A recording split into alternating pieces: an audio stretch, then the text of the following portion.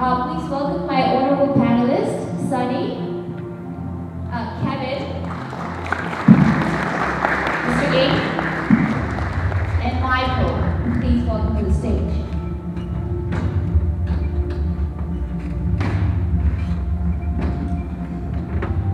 All right. So thank you very much, gentlemen, for your time and hopefully very great input today. So just to sum up, what are we talking about today? So we're talking about those projects that are either pure branded residences for personal lifestyle purposes, or those pure investment purposes for second home or holiday home destination, as we call them. So these properties have amazing appeal to both developers and buyers. Why developers are looking into this concept? Branded residences has hit 3 targets for the developer. Number 1 target, it obviously speeds up the overall sale of units on plan. That speeds up the overall timetable of the project. Sometimes that financing becomes the key financing source for the overall project to happen, especially when you're talking about mixed-use developments with hotel located next door. Second important reason why developers are looking to associate with the brand is to boost the sales premium. So if you're looking about Southeast Asia, the sales premium that a branded residential project can drive is about 15 to 40%. Anywhere between 15 and 40% compared to unbranded like-for-like property located next door. That's what brand drives to that property. And ultimately, and most importantly, what developers sometimes are overlooking is appeal to foreign investors. Especially we're talking about foreign investors that are looking into a real estate investment as a pure investment, not for personal living. So they're looking into emerging markets where they can have a capital appreciation, where they can have a credible, reliable, reputable project, and that's where the brand creates that credibility. Regardless of how good is the developer, if the foreign investor is not familiar with that developer, with the quality, with the standard of construction and asset management, they will never buy into that project. And that's the brand that brings the foreign investors into the country. So a little bit of numbers. In Southeast Asia, the branded residences projects are valued at around 16 billion US dollars. We're talking about some serious numbers here. The absolute leader is Thailand, followed by Vietnam, Indonesia, Malaysia, and Philippines. And hopefully after today's networking night, we'll have Cambodia continuing the list. Thank you very much, my honorable panelists, and let's get it started. My first question would be, whoever wants to, kick it off. Is Cambodian market, according to you, your experience observation, ready for branded resis model as such? Is the market ready to embrace that concept? Anyone start? I think when you start to study what's happened in the region, you've got to look at the economics of demand, number one, and then the issue is how you're going to fill them. If they're condotel, how much is going to be purely for personal use, and how much is going to be used for tourism use. The slide that Maro showed earlier is a number I've been quoting for many years in Vietnam. Thailand today, the condotel market, one of the biggest markets in the world, is only low single digit for condotel. But yet Vietnam by 2020 is going to be in the mid-30s.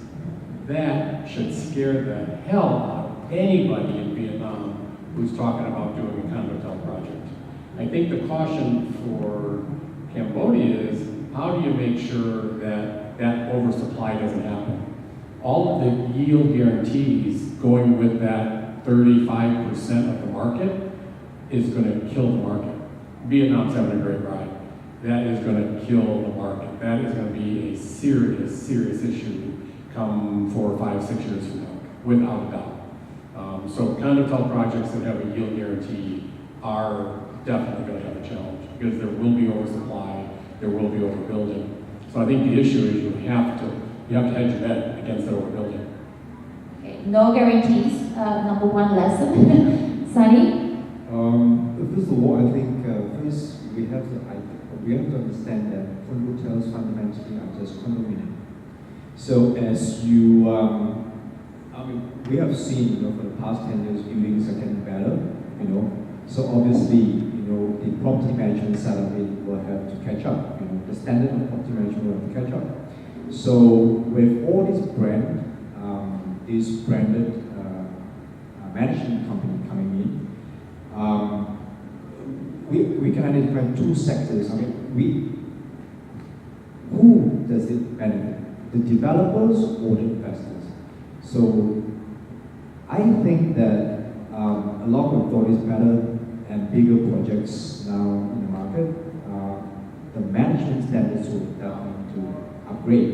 So there's definitely a market, an emerging market for all these professional property management firms to come in. But when we dissect the market and we look at it, is who actually demand all of this service at the moment? It is, in my point of view, more towards the developer, okay? Because the benefits to the developer is that apart from what Ms. Lada mentioned earlier, with a brand name, branded property management that come in,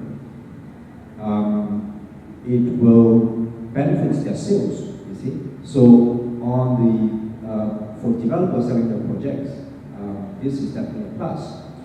And another thing is that sometimes we also find that when a project is big enough and too big, and it depends on how the demand in the market currently, how fast people are selling all of these things. And there's also a concern and worry that if this building will complete, who is going to rent out? Who you rent these properties to? So for a developer, obviously, to benefit from this branded, because of international booking and all their networking, it does solve the problems of, to some extent, on occupancy rate. It's more like it's safer, for that. And therefore, when all of these properties, these are investment property. In fact, the developer will sell it to others. When all of this management company comes in, what they do is just the management. In fact, the developer is still selling all these to individual investors on a lease back with guaranteed return. So whatever guarantee return that the buyer is buying, used to get all this basically fixed guarantee return. But the difference is that the developer, with this branded management that comes in, they have a way of, in a way, it's kind of like a financing, a flexibility to facilitate the development's financing aspect. But we also find situations where physical constraint of the building is the reason that developers find, for example, we do have projects that we see that developers do not have enough car parks. When you do not have enough car parks, then the problem is that they will think that, okay, let's bring in hotel. Let's bring in a condo hotel concept. Let's take 30% of the units, as managed by this. So with all this kind of hotel short stay basis, their assumption is that we will need less car park. So car park issues will be resolved. You see? So I think it's really depends, how you look at it. Obviously, I'm not a strong believer that to bring in branded management solely for the solving of the physical constraint of the building is a long-term solution. This is how I look at it. So Sonny, just to continue on the point about unique selling proposition, when to give an example of Phnom Penh market. So correct me if I'm wrong, but in 2016 we had about 4,000 units, and current market development trend is that by 2020 we should be having about 40,000, which is about 9-10 times increase, right? So in that sense, we are looking at the situation where there is a tremendous change in cityscape. And every single project is pretty much the same. So some of the developers may want to differentiate their offering and create a unique selling proposition. And as you said, speak the sale units of plan and create additional sales premium. Do you think that in that sense, Phnom Penh may be a good first example where the branding can drive additional value for those residential projects? It does add on additional values to these projects. For example, if you are projects that you try to launch, say if your project is managed by, say, CapitaLand, Escort or Somerset, this sort of brand, and obviously if you market the product to Singapore investors, then they are familiar with this brand. This does become a more attractive product. And facilitate the sales. But I think, if we talk about general supply in the market,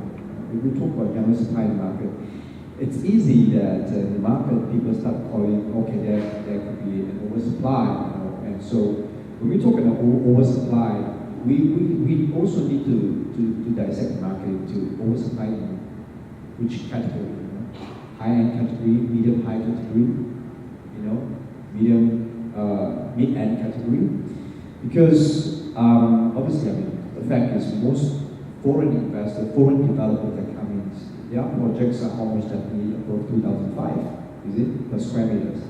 And if you were talking about everyone starts, trying to invest in all these projects, and now with the latest additions to these Chinese investors are coming with projects of 7,000 units and all that. Yeah, I as much as I want to stay positive, I got to tell you that yes, it does warrant some concern. When this market is still a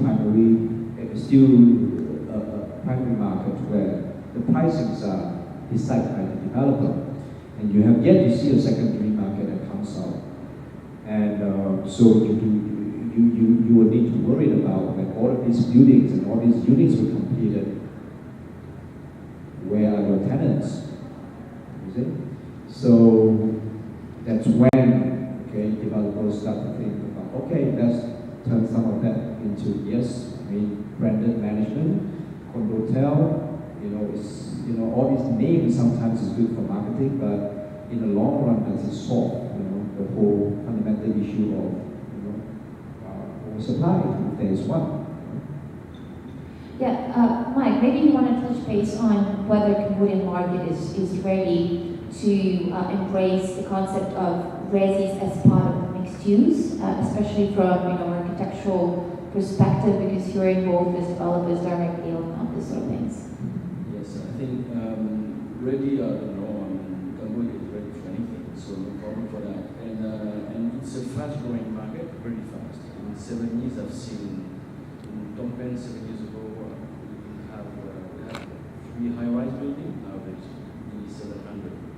So it's moved really, really fast. And some great client developers come with a nice project on the paper. By the time we design and build, the market has changed.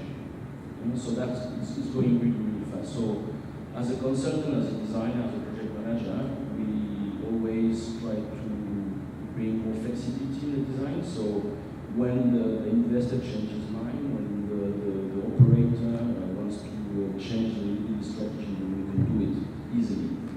That's, I think, what we should do. That's what we're doing daily. Flexibility is number one credo, right? Is the key. After, I'm not an operator. I know how to design. We know how to design a hotel. Usually, it's great because we have a clear brief. There's a vision, and there's a great team, and we discuss about how to build the budget and everything. That's fine. It's something we know. Apartment, condominium, we also know how to do it. It's fine. But it's like 10 years ago, Airbnb didn't exist. It's the same. That moves, shapes the whole, the apartment business and the hotel business. And then there is this concept of condotel, branded residence. that's not my business. I'm an architect.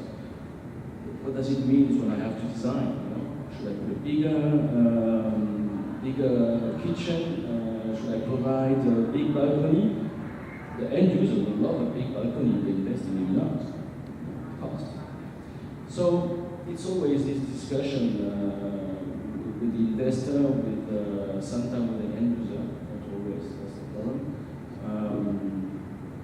I'm personally, an architect, we are a lot involved with the Ministry of Construction, try to change the rules also, and to give also flexibility in the guidelines, no guidelines on rules actually. There is no construction standard in Cambodia, and always say to the ministry that's a chance. Good, excellent. So every developer can choose the standard to apply. Singaporean, Vietnamese, Thai, as long as they apply one, they explain. And it's good because you can, the developer can also differentiate themselves, saying, I'm using Singaporean standards, I'm using, so it's also a change. So I don't know about the investor return, but in terms of design and building in this country, it's not easy. Flexibility is the key. Okay, so the bottom line is that Cambodia currently provides for many options of following different standards, which to a great extent allows opening the doors for many concepts as well as rented residences and condo hotels, which I think is a positive thing because over regulation is a problem as well. And Mr. Ng, I mean, you've been in the market for many years. Have you seen, an interest from developer side, your clients in the branded residences model, mixed-use model with the branded residence component? Okay, from legal perspective, I would say that Korean law is still simple in a way; it's not that sophisticated yet. So when we're talking about legal flexibility, there's always a way to arrange the structure and the introduction to answer the response to the investors or to the developers' needs, or even to the developers' needs. It depends on how the structure and for who, or in whose party favor. But the thing is, what I can see is that given that the regulations are sophisticated, so when it comes to this transaction structure, it means that it requires a lot of thinking. It requires a lot of input from different parties, both in terms of from financing, from construction work, from documentation, operations and other things, or even exit strategy. How you arrange all the stuff. So it's that's a big issue when developers, operators comes in, and or actually is investors in terms of speculative investors. But you need to pay a lot of attention on the different things. You need to take into account all different factors. Back to the question on this business model. From my observation is that a project that is conceived to accommodate condo hotel business, I think it's almost rare. I have already seen that condo hotels concept at some point came to Cambodia as pure because of oversupply. And the good thing is in Cambodia is that most of this oversupply condo they are more privately family owned. So in terms of switching the business model is much easier. At the same time, you can see that there are some established operators who come in, and then they implement this sort of, we call it leaseback schemes. But the thing is, the leaseback scheme, you need everyone on board. If not everyone on board, operators will have big headache to deal with after, and sometimes into projects. And that's where I'm talking about dealing with legal issues, documentation to make sure that everything's going smoothly without issues during the operation phase is really challenging. Generally speaking, I absolutely concur with what you're saying in the sense that the project structure that will be put in place from day one will absolutely define whether this project will be sustainable in the long term. Because it can be absolutely cancelled in no time by the unit owners voting if you don't put a proper structure in place. So yeah, everyone has to be on board and the input has to be unified and there has to be a clear vector for all parties involved. I guess the next question would be, and I'm sure you might or might not have an input on that, but let's assume we have a project tomorrow and the developer would like to construct a branded phrases project. Who do you think we should be targeting? Because obviously that will define which brands we want to associate with, right? Which pricing we will put in place, how we will market it. So the question is, are we targeting domestic buyer, high net worth individuals, or are we mostly targeting foreigners? And then overarching question, is there enough demand? And I would say latent demand, because Cambodia is not yet in the scene of branded phrases. So we're talking about latent demand, which is not yet there. So basically, can the offering create a demand in Cambodia for domestic or foreign buyers? Who would like to answer that?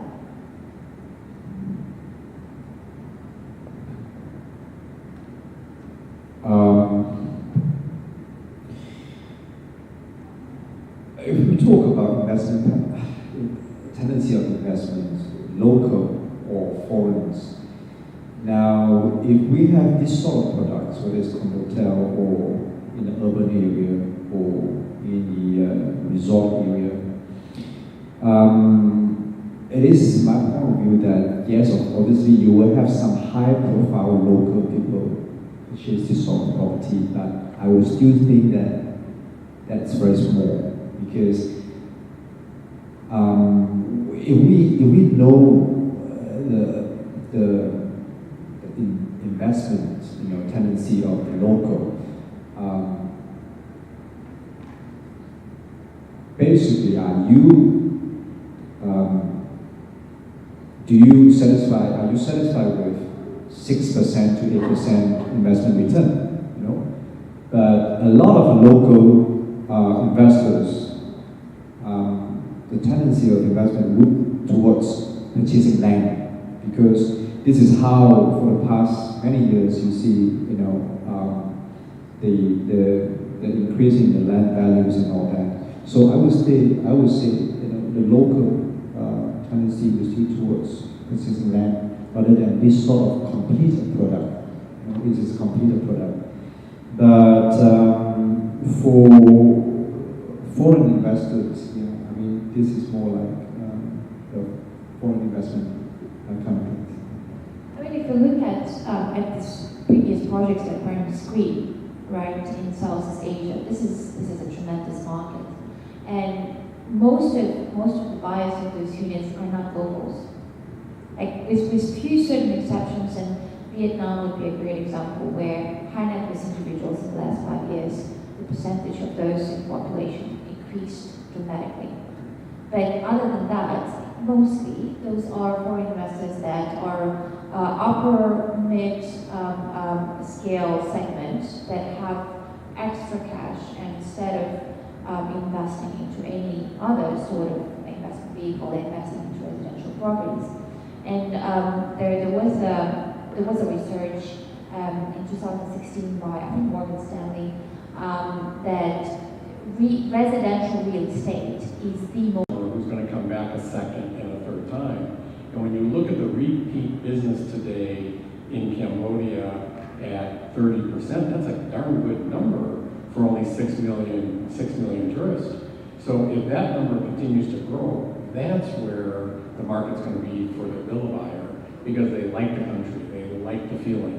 And I think the greatest thing going for Cambodia is that it does have gorgeous beaches. Chris made the comment earlier that it really Some of the beaches here are a lot prettier than some of the neighbors have. So let's take advantage of that. Let's make sure it doesn't get overbuilt. But people are looking for things that are less traveled, less built up. So the customer today who would go to a Phuket and say, no way, suddenly is going to look at Cambodia on the southwest corridor and say, wow, this is beautiful. This is where I want to be. So as we get people coming for a second time or a third time, and they see that it's not overbuilt like some other big tourist destinations, I think that's what the market's going to be for sure. I think for big urban environments, things will be a tough sell for them.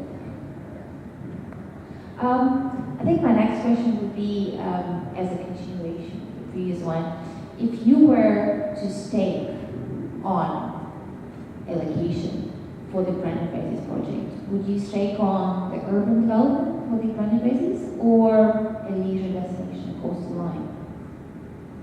If I invest for myself, I'll go for the coastal line. But I think where would be more appropriate, and what kind of projects would be more appropriate for a start of this condo hotel?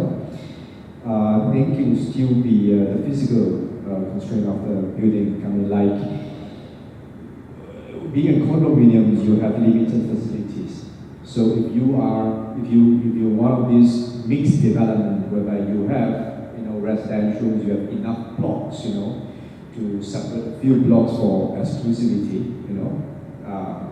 so to show the different level of management standards, and also in a mixed development whereby you have retails and commercial activities in the building, then these are more suitable, Otherwise, I mean, you will have to be focused towards a business district here, like maybe somewhere near to Naga World, where you have all these activities, and you see that hotels located in the proximity of all these casino and all that tend to have higher occupancy rate.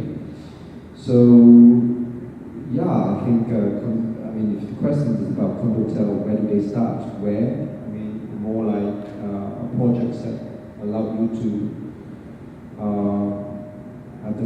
to enjoy the facility, because frankly, if you only have a residential block without any commercial activity, I give you an example. If let's say you are in PPCC, Hong Kong Northern City Center, there's no bus going in there, there's no retail. you just stay in a condominium managed by a branded management company, yet you have nothing there. If you want to eat, or if you want to, where do you go? See? So I think we're still more like the business district for investments side of it. But this is what I think.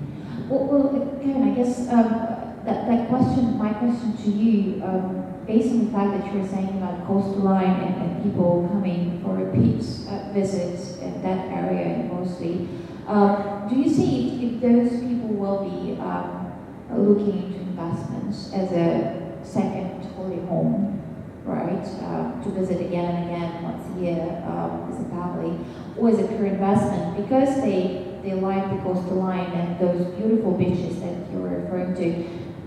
If we're targeting those source markets, is the coastal line resort branded residences as condo hotels or resort villas that we're putting in a rental pool, do they have a future? I think they do. I think if you look globally, even look at Asia for sure, but get outside of Asia and look globally, most people are buying a second home as a lifestyle experience. They're not looking for a return on investment. The capital crunch in Vietnam of not having ready access capital and having expensive capital is where the condo hotel market was born. Because there was no money, the only way you could get a project off the table was to go condo hotel. And there's a lot of weakness when you look at condo hotel globally. It's the same problem. So if there's a problem getting money, if there's a problem funding properly, you gotta have a little pause and say, maybe this isn't such a great idea. And especially with 1,000 or 2,000 or 3,000 rooms. The project we're doing in Natron, is 700 rooms with the 250-room hotel. And the owner wanted to do a guaranteed yield. And I said, absolutely, positively, no way. Number one, I'm not going to do it. But number two, the market doesn't need it. You have a title deed on your unit. You're not like everybody else in the next bay. Everybody else didn't have a choice. They couldn't do that. But here you've got a title deed. People are going to buy for real estate appreciation. The guy that's going to try to get his same interest he's getting in the bank or a little bit more, which is going to be a Vietnam model, that's crazy. That's absolutely crazy. The project with the 700 rooms, 70% of the units sold out in about 6 weeks, strictly as a real estate purchase, and people didn't care about the guaranteed yield. So now the developer doesn't have the risk. I don't have the risk. We're all going to have a lot more fun. It's about what you're buying, right? How tangible that is. Mike, I mean, we talked about it just before the panel. I guess you have your own preference and you would stake on. Yeah, I would say more the coastal area or the change of Cambodia has a great climate. We actually experience a lot of projects where we put new technology, solar panels, wind farms, so we can really achieve some very good, efficient buildings here. We don't have seismic threats at all. There's no typhoon, sun and wind, so it's a good opportunity to create and build some good efficient housing in terms of energy and well-being. The weather is good all year round. So I think many people, our neighbors in the north, like Beijing and all this very populated area, would like to have a piece of that. So doing a development, maybe not really high-rise, because I think mid-rise would be a good solution. Cambodia is not a highly populated country, so we have room space. So a well-thought project, Cambodia would be a good place for this kind of development, I'm sure. Cambodia would develop well in that way. So sustainability, well-being would be a key as well. And in terms of designing the mixed-use project, and I guess this is specifically a question to you, Michael. If you have a hotel component and a branded residences component, assuming most of those branded residences are for personal lifestyle purposes, assuming it's not planned, for instance, what sort of considerations the developer has to put in place during the design process? And I would probably ask you to differentiate maybe two scenarios. Number one scenario when it's one tower, right? And the hotel and the branded residences are in the same tower, it's just the difference between levels. And another example is most popular in the CBD area where there are two towers with the shared podium where all the gyms, spa, pool, and F&B located. So what are the considerations from a design perspective that, As a design point of view, it's better to separate, and I think it's better also for the operator. It's more clear. You can have also a different level of services. When you look at the lifespan of the building, also for all the air conditioning system, for example, you can really have an integrated system and with a separate metering for the condo, which is you don't need for a hotel, for example. So separating the tower as the project in China as usual, I think it's easier. I think for operation also. assuming there is not enough land to separate, Yes. assuming we have to have one tower, what sort of things would you recommend to take into consideration? Not that they will not use you, but Still splitting vertically, if possible. It's more complex, and you will lose some space. So in terms of space efficiency, it's not as good. I think the developer tends to put the hotel bottom part of the I don't think there is the ideal model for this kind of thing. The problem is we're using a lot of vertical circulation, for sure. Nowadays we have those shuttle lifts, which helps a lot. So you bring people from 0 to 27, and after you go. So there is ways also to go around that to still be more efficient in terms of space, but I think it's still more costly. Yeah, so we're talking about wise management, back of house, and trafficking, right? So for the safety and security. I think my next question would be specifically to Mr. Ng, and it's a very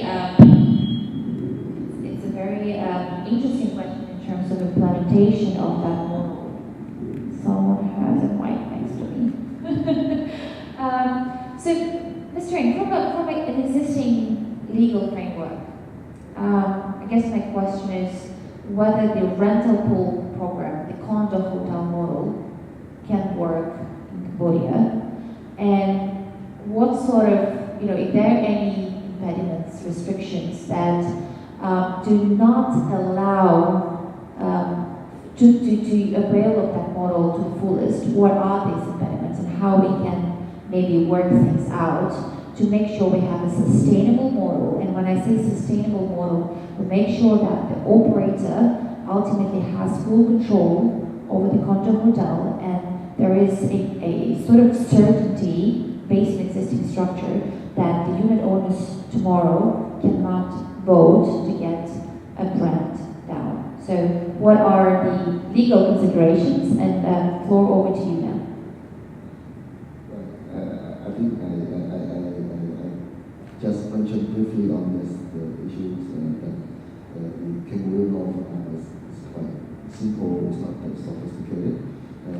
But when you say simple, it means that it can be difficult to really structure things because it may lack some of the key vision or say the distinct legal protections for others in sense. But the good thing is, given that its simplicity, it means that all parties, especially the developer and operators, can come up with a more tailored structure for this. In sense, okay, now we go from scratch for this project, computer test project. So this computer will have this company for hotel, for leisure, share hotels, for other things. So it's more straightforward. But the thing is, you need to think ahead from the very beginning in terms of legal structure, because it involves a lot of things, especially tax. When the tax is one of the biggest headache that every business faces, and even that I would say, even though it can be not that sophisticated, but I can tell there's a lot of tax regulations and tax. And when you get involved with the tax authorities, I think anywhere in the world you have to get it. Second, regarding how we can structure to reach or to achieve a sustainable business model. I think the existing law, existing regulations in Cambodia, given that we do not have many specific detailed sophisticated regulations, it depends a lot on the private agreements, transaction documentations. So in a sense, you can do it, even though of course there are some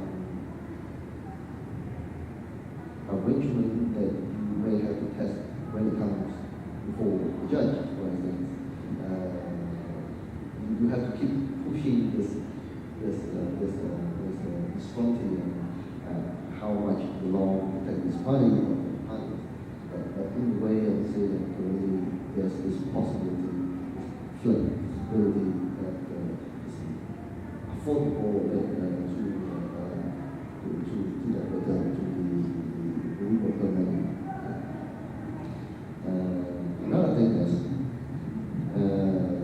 what I can see currently is issues of management board.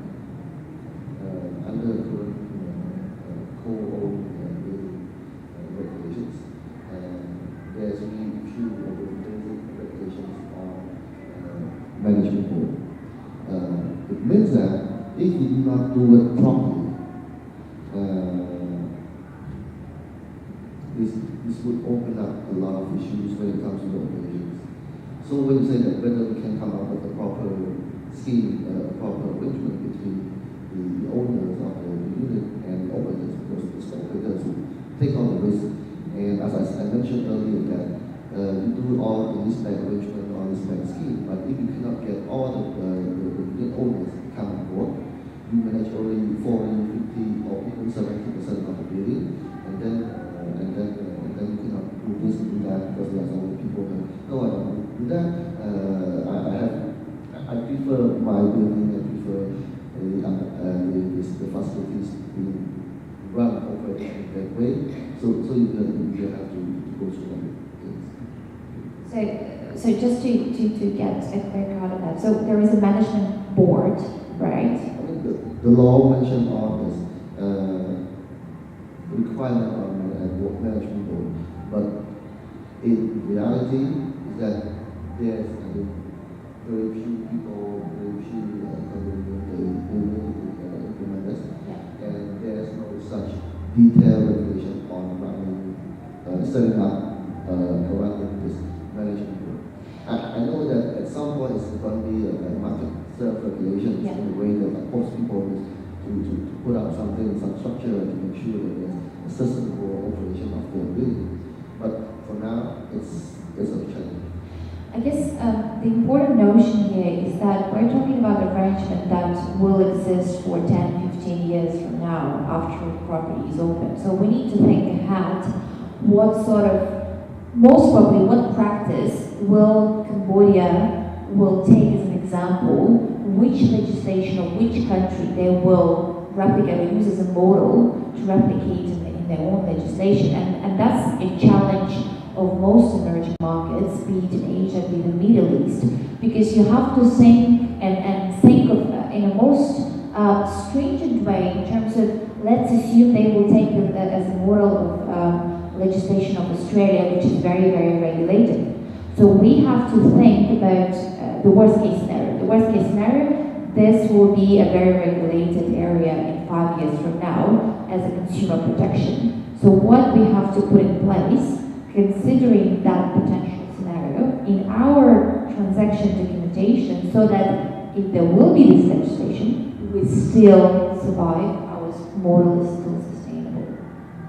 I think that will come also from the operators, international operators, because here see the legislation in the country and adapt also to the markets. I just wanted to ask as well, Chris, will we ever see Conrad branded residences or Waldorf Astoria branded residences in this part of the world?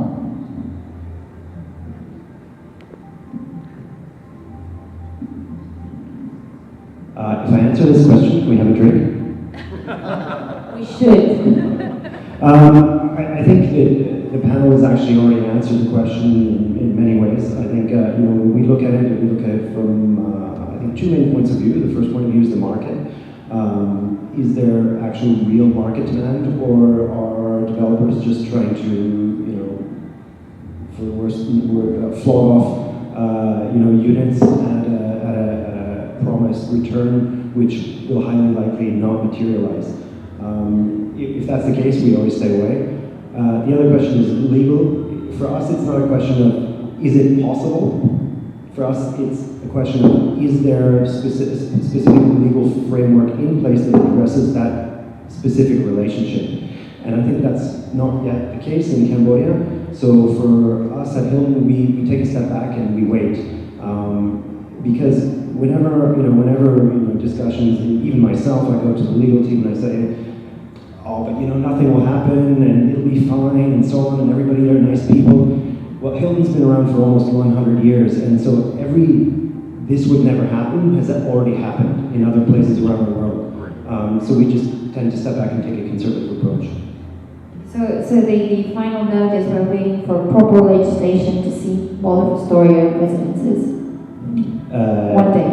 Yes, of course, there's the other thing, which would be, let's say, in Phnom Penh doing Waldorf Astoria residences that are sold without a rental program. So they're just simply branded. That would be a much simpler sort of relationship because we're just taking a license. Yeah, absolutely straightforward. Thank you so much, my panelists. Thank you for your attention. And I think we're ready to have a drink. Thank you so much. Thank you. Thank you, Rada, and all the panelists for your discussion today. I would like to inform that all the presentation today will try to get approval and send to you via email. And one more information that the Ministry of Tourism is going to host an event about hospitality and investment conference on 17th of September. So if you want to register, please come and talk to the Ministry of Tourism for registration. And again, on behalf of Stanley Hotels Asia Pacific, we would like to thank you everyone for your attending today. We would like to meet you again very soon in Phnom Penh for our upcoming event. So thank you again, and please enjoy your hotel outside. Thank you and have a good night.